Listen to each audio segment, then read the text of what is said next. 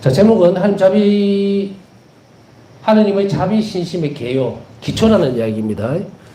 사실은 여러분들에게 처음부터 기초적인 강의들을 충실하게 시켜주고 그 다음에 해야 되는데, 사실 처음에 인터넷을 유튜브 방송을 할 때는 굉장히 어색한 감이 없잖아 있었고, 처음에는 솔직히 이야기하면은 지난번에 올려놨던 강의 3년 전입니다. 그걸로 끝내려고 그랬어요. 그런데 성령께서 몰아치는 바람에 어쩔 수 없이 가보자 이렇게 해서 이렇게 오늘도 야심한 시간에 이렇게 카메라를 노려보면서 강의를 할 수밖에 없는, 그러나 이 시간이 우리에게 있어서는 정말 중요하고 허허실실입니다. 제가 웃고는 있지만 이것이 얼마나 뼈 때리는 작업인지, 그리고 우리 삶을 녹여내야 되는 건지에 대해서는 의심의 여지가 없습니다. 여러분이나 저나 이 부분은 그냥 취미생활 하는 게 아닙니다. 생사를 오가는 일을 지금 해야 돼요. 생사를 오가는 일을. 우리의 삶이 그렇게 녹록지도 않다는 것이 아니라 우리 삶이 그렇게 쉽게 하나님 나라에 갈 수 있을 만큼 하나님 나라가 그렇게 어서 오너라 하고 문을 열어놓고 있는, 그렇지 않다. 그리고 우리는 우리 삶을 이제 제대로 정리해서 살아낼 필요가 있습니다. 자, 우리가 하나님 자비의 신심이라고 얘기할 때 하나님 자비 신심이 무엇을 얘기하는 거지? 어떻게 하는 거지? 또 그리고 자비 신심을 내가 믿는다면 어떤 태도로 살아야 되지? 신심을 믿는 태도가 있어야 될 거고 방법이 있어야 된다는 얘기예요. 그래서 우리가 그 신심을 통해서 얻을 수 있는 은총이 있어야 되겠죠. 그렇기 때문에 우리가 성모 신심하면 성모님을 따라가면서 그 삶 안에서 성모님 믿고 따라가면서 그 안에서 풍요롭게 하나님 마련해 놓은 은총을 받을 수 있다면 자비 신심 안에서는 어떤 태도로 내가 살아야만 이 풍요로운 하나님 은총을, 자비 은총을 받을 수 있는가? 그게 따라와야 되겠죠. 그걸 모르면서 그냥 열매만 따먹으려고 하는 그런 것들은 이미 실패한 신앙생활이에요. 종교인과 다른 건 없어요, 이 사람들도. 그냥 열매만 보고서 일하면 좋더라. 자기 희생을 하나도 하지 않고 자기가 뭘 내놔야 될지는 하나도 안 하면서, 그런 사람들에게 하나님이 줄 수도 없고 그 사람은 그릇도 없다 얘기했죠. 그럼 자비신심을 올바로 살아내는 방법이 무엇이며, 자비신심이라는 것이 우리에게 어떤 의미와 또 어떤 목적을 가지고 있는가, 어떤 쪽으로 향하게 할 수 있는가를 분명하게 가지고서 이 일을 시작해야 된다는 거죠. 그래서 이게 자비신심의 개요입니다. 기초예요. 그걸 정확하게 하고 나야만 내가 이걸 통해서, 그러면 이 자비신심을 살아내는 방법이 있어야 될 거예요. 그것을 배워나가고 실천해 나가고. 그러면 자비신심을 하나님께서 우리에게 주셨을 때 이걸 왜 주셨을까? 왜 이 시대에? 성모신심도 있고 성격에 대한 신심도 있고 많은 성인들도 있는데 왜 이 시대에 이것이 가장 필요하다고 주셨을까? 또 마지막 신심이라고 주셨을까? 여기에 대해서 우리는 정확하게 잘 살펴봐야 되겠죠. 교회가, 예수님께서 교회를 통해서 움직이실 때, 바오사 성인을 통해서 움직이시고 주셨을 때는 이게 무슨 의미인지를 알아들어야 됩니다. 왜 2000년 4월 30일 날 요한 바오리 지광님이 자비해라고 선포를 하시고, 그리고 자비 축일을 제정하셨는지에 대해서 우리는 알아들어야 된다는 이야기예요. 그 축일이, 이 엄청난 일이 우리의 삶을 좌지우지할 수 있다면 신앙인들은 당연히 그것을 굉장히 주의 깊게 살펴봐야 된다. 사실 신앙적인 어떤 측면에 있어서 결단과 우리의 의지 그리고 우리의 상황이 내 삶을 좌지우지합니다. 이 땅 안에서, 사실 이 땅 안에서 우리가 죽음이라는 것을 맞닥뜨릴 때는 이 세상의 모든 것을 다 건드린다 하더라도 이 세상의 생명밖에는 우리 빼뜨려갈 것이 없어요.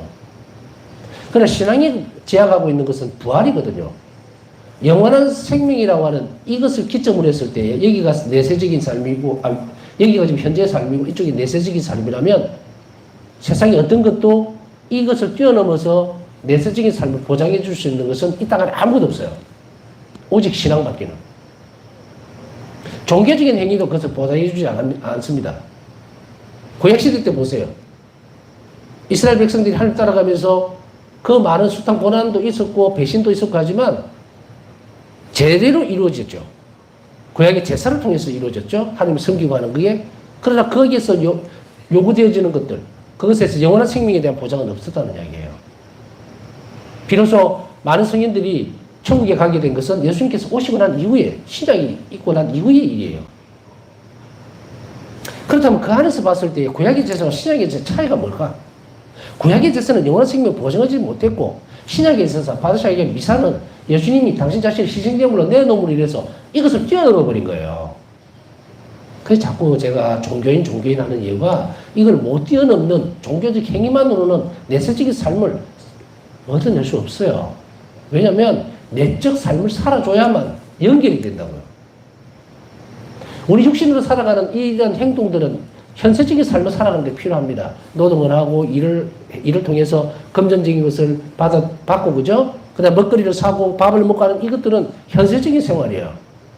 그러나 영원히 살아가는 것은 영혼은 영원히 살아야 되는 존재란 말이에요. 그 존재가 살아가기 위해서 내적 삶이 있어야 돼요. 이게 생명의 양식이잖아.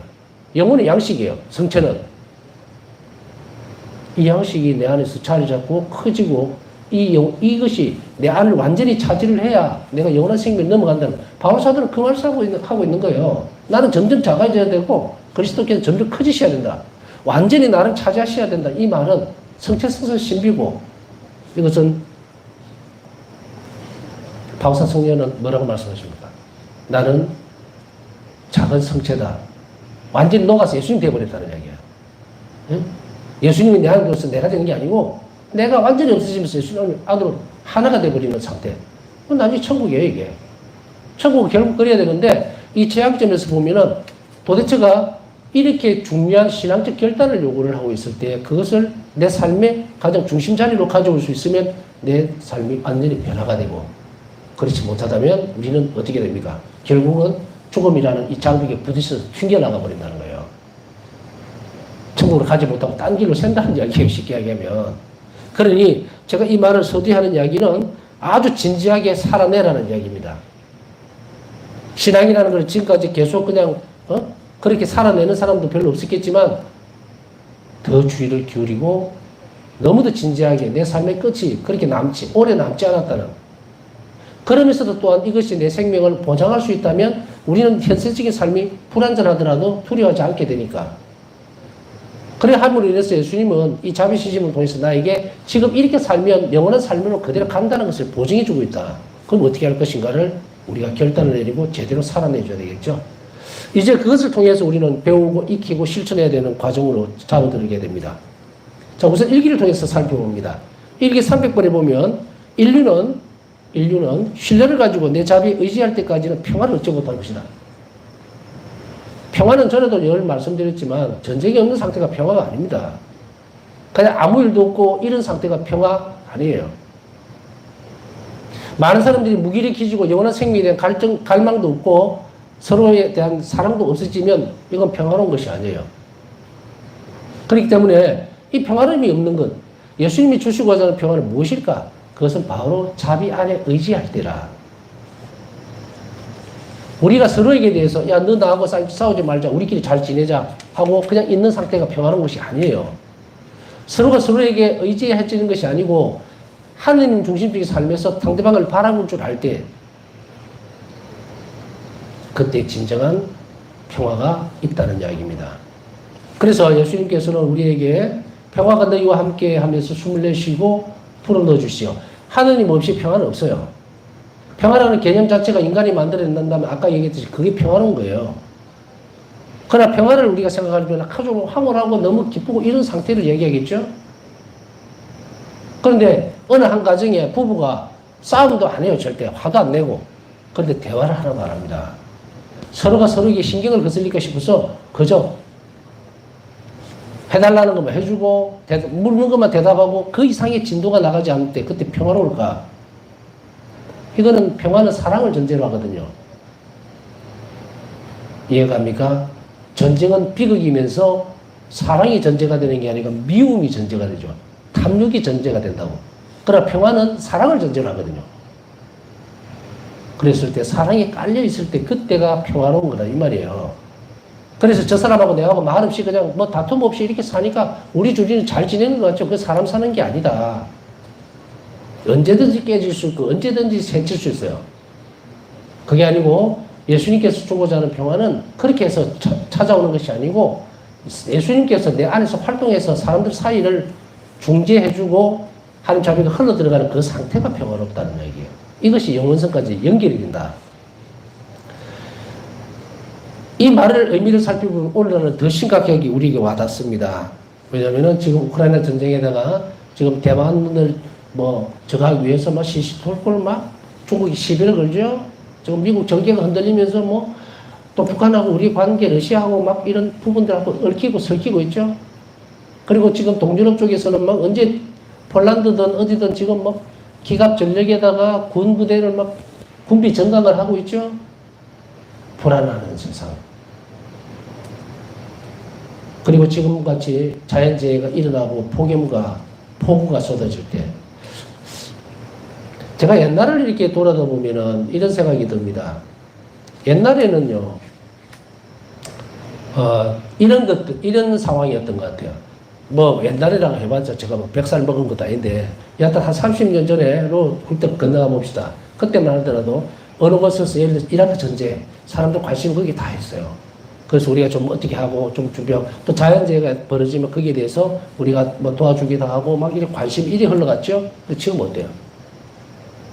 지금 제가 보는 것은 순수한 제가 보는 관점에서는 손을 다 놔버린 거예요. 전쟁이 터지고 죽고 휩쓸리고 폭우에 다 떠내려가고 이래도 무덤덤하니. 지금 우리나라도 마찬가지잖아요. 폭우가 쏟아지고 휩쓸려가고 이재미 나오고 이래도 가만히. 왜 이럴까? 악이 이 시대에 요구하는 것이 뭘까? 자비는 굉장히 활동력이 있어야 되는데 자비로운 태도는 멈춰서고 무관심으로 일관해 나가는. 혹시 그런 시대로 접어져 있지 않는가? 관심의 정도가 흘러져 가버린 거. 정말 어떻게 보면 이 시대가 겁이 나는 시대인 거예요. 우리가 물질적으로 풍요롭다 이렇게 한다 하더라도 굶주리는 것도 없고 그래도 뭔가 좀 할 수 있는 시대라 하더라도 요즘같이 여름에 이제 전기세 많이 나와서 하중이 많이 받는다 하더라도 불과 몇십 년 전의 상태하고 비교해 본다면 이거는 인간성이 바닥을 치고 있다. 떨어져. 그랬을 때에 무엇이 부족한가를 살펴보는 거죠. 이 교회 안에서 무엇이 부족했기 때문에 계속 있게 성적으로 치면 계속 꼴찌를 향해서 내려가는 거예요. 꼴찌를 향해서. 우리가 1988년도, 86년, 88년도 정도만 보더라도 우리는 대단히 놀라운 일들을 겪었어요. 수없이 많은 사람들이 교회로 돌아오고, 그죠?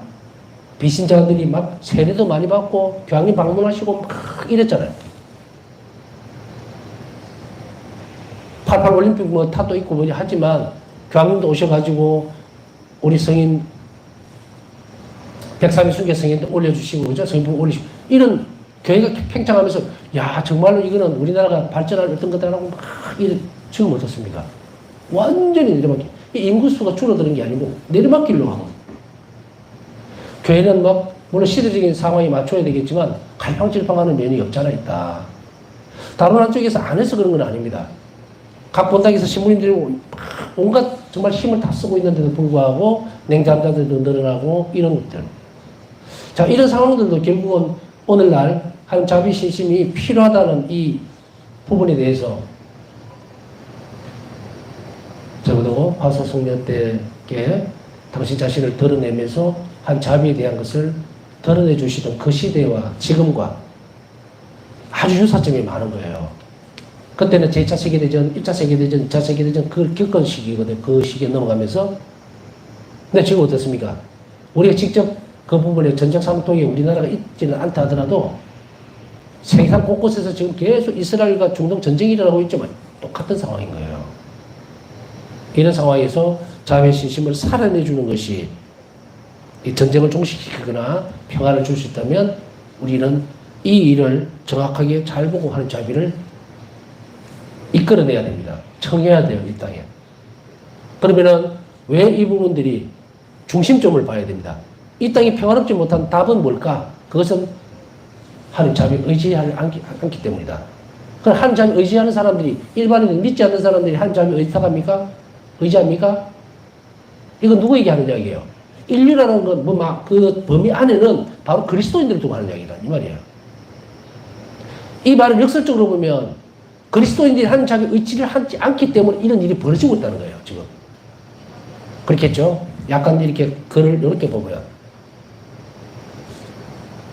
인류는 신뢰를 가지고 내 자비에 의탁해야 된다는 말인데, 의지해야 된다는 말인데, 인류라는 이 단어 안에 핵심적인 것은 바로 뭡니까?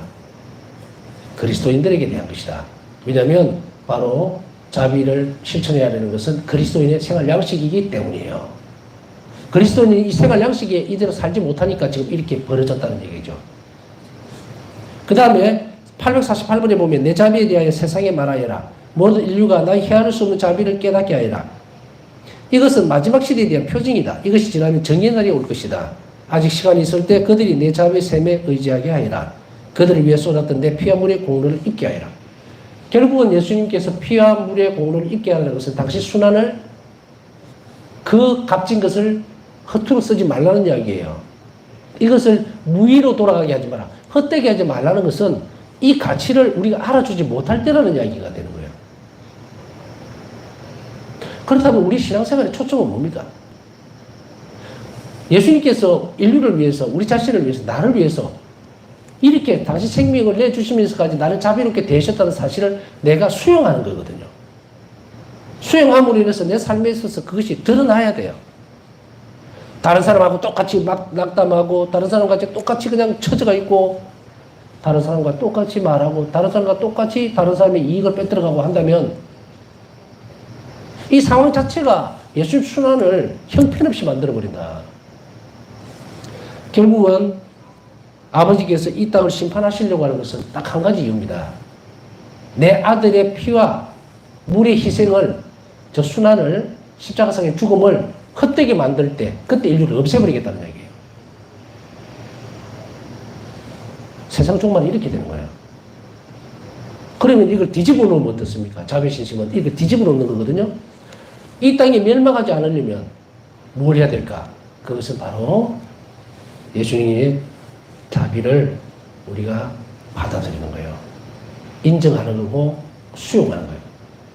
그렇게 함으로 해서 주님께서 나를 자비롭게 대해주셨다는 사실에 대해서 내가 신앙적으로 고백해내고, 그리고 나에게 원하시는 것이 뭡니까? 내가 너에게 자비로운 것 같이 너희도 자비로우라는 그걸 그대로 따라가 줄 때에 그때 인류는 회복이 된다는 이야기예요. 회복이 될 뿐 아니고 뭡니까? 인류는 평화를 찾게 될 뿐 아니라 아버지의 진노는 없어지게 돼요. 정의 심판을 피하는 것은 이것밖에 없어요. 아버지의 정의는 바로 나오게 된다. 이것을 얘기하고 있습니다. 정의 날이 곧 올 거다. 그러나 정의 날이 올 거다 했을 때 우리 얼마나 두렵겠습니까? 어디로 도망가야 될지도 모르고. 그래 이제 예수님은 이것을 분명하게 먼저 보냅니다. 내 자비의 날을 먼저 보내겠다. 그래 뭐예요? 자비롭게 살아라는 이야기입니다. 내부터 자비롭게 살아라. 나는 일기 1146번에 보면 나는 공정한 심판관으로서 오기 전에 먼저 내 자비의 문을 활짝 연다. 내 자비의 문을 통과하기를 거부하는 자는 내 정의 문을 통과해야 한다. 저는 이 일기 대목을 볼 때 머리가 쭈뼛쭈뼛 섭니다. 저는 정의의 문을 절대로 통과하고 싶지 않아요. 절대로. 어떤 대가를 치르더라도 이 땅에서 자비의 문을 통과하도록 모든 것을 쏟아 부어야 됩니다. 그러기 위해서는 뭘 해야 됩니까? 자비로워져야 돼요. 오늘날 세상은 죄 안에 낙태당한 아이들의 피 안에 학대받는 사람들 눈물 안에, 그리고 단지 표면적으로만 교회에 속한 많은 그리스도인들 안에 빠져 죽어가고 있다. 교회에 속한 많은 그리스도인들 안에 빠져 죽어가고 있다. 표면적으로는 교회에 매달려 있는 사람들. 이것은 비록 냉담자들만 이야기하는 거 아닙니다. 교회 안에서 종교인으로 남아있는 사람들. 적당하게 봉사하고, 적당하게 무슨 직책 하나 맡아서 움직이고, 적당하게 헌금하고, 그러면서 이웃에게 자비로운 일을 한 번도 하지 않는 그런 사람들을 두고 하는 이야기입니다. 종종 이런 냉담은 연약한 의지의 결과가 아니라 하나님 자비 은총의 중요성에 대한 깨달음의 부족이다. 이것이 뭡니까? 연약한 의지의 결과가 아니에요. 어떤 사람이 차지도 덥지도 않고, 그리고 형식적으로만 교회에 몸담고 있는 그 사람들에게 있어서 이것은 아이고 나는 게을러서 신부님 게을러서 기도도 잘 안 하고요 막 이래야죠. 의지도 부족하고 아닙니다. 의지가 부족해서 기도 안 하는 것도 아니고 게을러서 기도하는 것도 아니에요. 그럼 뭐 때문일까? 예수님은 분명하게 합니다. 내 자비를 모르기 때문이다. 예수님의 자비, 하나님 자비를 느낄수록 이 인류를 향한 하나님의 그 열정을 느낄수록 우리는 가만히 있을 수가 없어요. 게으름은 낙담이거든요, 낙담. 거기에 대한 희망적인 요소가 없을 때 게을러지는 거예요. 그래서 기도하라 그러니까 기도 안 하고 떼굴떼굴 굴굴면서 유튜브나 보고 텔레비나 보고 시간 때우고 오늘 저녁에 또 뭐 오늘 다 하루 다 끝났네. 또 내일 또 일어나서 또 똑같은 일이 일어나겠지. 또 이 게으름, 나태함. 하나님에게 관심이 옮겨가지 않는 것은 뭡니까? 하나님 모르기 때문이거든요. 하나님 모르기 때문에. 사람은 어떤 일에 관심을 가지게 되면 많은 일들을 하게 되어 있어요. 사람이 아무리 게을러도요, 뭔가를 하는데 상대방에 대한 사랑이 있으면 일어나게 되어 있습니다. 부모가 예를 들어서 옛날에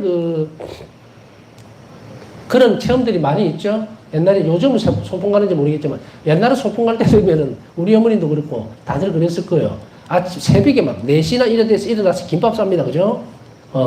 김밥 싸가지고 썰고 그러면은 뭐 그렇게 신나는 일이라고 새벽부터 일어나서 네번 바람으로 걸터고 앉아갖고 그 김밥 싸는 거 쳐다보면서 그 꼬다리라 그러죠. 그거 하나 얻어먹으면서 잠 깨고 얼마나 4시, 5시 힘든 시간입니까? 그런데도 어머니들은 일어나서 그 일을 해줍니다. 내 아이가 가서 배 골지 않도록. 이 뭐 때문에 그래요? 사랑 때문에 그런 거예요. 사랑은 모든 것을 움직이거든요. 그럼 그 사랑이 뭐야? 내가 사랑을 표현하는 것이 그거라면 그게 자비라는 것을 모르지만 그렇게 움직입니다. 사랑이 그렇게 이끌어가는 거예요. 그래서 전에도 말씀드렸듯이 우리가 잘 알고 있다시피 분명하게 사랑은 뭐다? 꽃이고 자비는 열매입니다. 꽃만 화려하게 피우고 있으면 뭐예요? 보기는 좋을지 몰라. 열매는 하나도 없다. 자식에게 대한 것도 부모 사랑도 마찬가지입니다. 꽃의 역할만 하면 그는 선만 전가가 된다 그랬죠? 그러나 자비는 열매를 맺기 때문에 그 아이를 훌륭하게 키워낼 수 있어요. 하나님을 사랑하고 삶에 대해 완성된 인간으로 만들어내는 것. 이 열매죠. 하나님 사람으로 되는 것. 바로 그거예요. 자, 이 차이점들을 우리가 알 때에 우리가 어떻게 해야 되는지를 분명하게 하는데, 그러면은 이렇게 게으름이라든지 의지의 나약함 때문이 아니고 무엇 때문이다? 하나님 자비를 모르기 때문이다. 라고 예수님은 분명하게 얘기를 합니다. 그렇다면 여러분들이 어떤 사람이 나는 나약해서, 나 힘이 없어서, 의지가 부족해서 하면 뭘 해야 됩니까? 그렇죠. 공부를 시켜야 돼요. 자비에 대한 공부를. 지금 하느님이 자비롭다는 사실에 대해서 몇 년째 얘기를 하고 있는데 죽을 때까지 나는 그 얘기를 할 거란 말이에요. 자비를 알게 되면 움직입니다. 네? 하게 돼요. 그러니 이제 최후처가 나왔죠.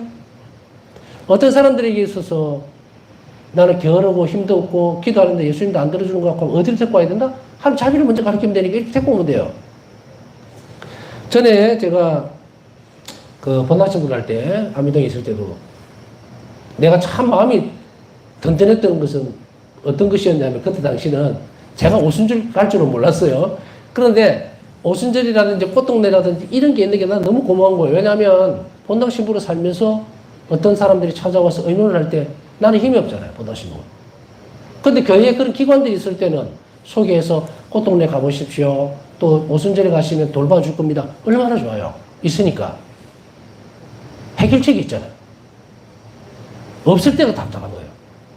분명히 해주고 싶은데 없을 때. 그래서 이런 부분들에 있어서 우리가 협력을 잘해주고 그런 부분들이 교회에서 활동적으로 많이 단체들이나 기관들이 있으면 정말 사목하는데 많은 도움이 되는 거예요. 보다시피 할 때는 저는 이제 수도원에서 사람들이나 아니면 우리가 어떤 영성적으로 지도를 할 수 있는 그런 분들이 있으면 참 좋겠다라는 생각을 했거든요. 저는 능력이 안 되니까 이 불쌍한 사람들을 잘 끌어줘야 되는데 그런 데가 있으면 기꺼이 안내해주면 난 짐을 들고 이런 상황이에요. 그런데 지금은 흔쾌히 이 부분에 대한 답을 찾지 못했던 부분들을 예수님은 분명하게 당신이 가르쳐 준 거예요. 그전에는 사람들에게 아이고 게으른 데는 어떻게 해보세요. 이제 그런 소리 절대 안 합니다. 하나님 자비에 대해서 공부하세요. 그러면 당신이 얼마나 부끄러운지를 알겠네요, 스스로. 예수님은 피를 철철 흘리면서 정말 당시 피화물을 다 쏟아가면서까지 나를 위해서 자비를 베풀었는데 극고를 하고 앉아갖고 도저히 부끄러워서라도 그렇게 못해요. 이걸 건드립니다. 그렇기 때문에 해결책은 나왔죠. 이제 뭐 결하다 아니면 하나님과 관계가 소원하다 하나님 만나고 싶다 모든 답은 여기 있어요. 한 자비를 공부하세요. 지성적으로 공부하고 자비롭도록 노력하고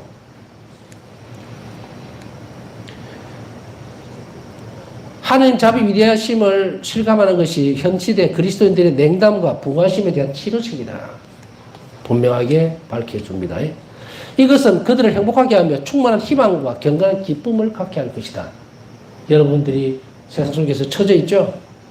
기쁘게 살고 싶고 그리고 경건한 삶으로 살아가고 충만한 희망을 가지고 싶다면 반드시 이 길을 가야 합니다.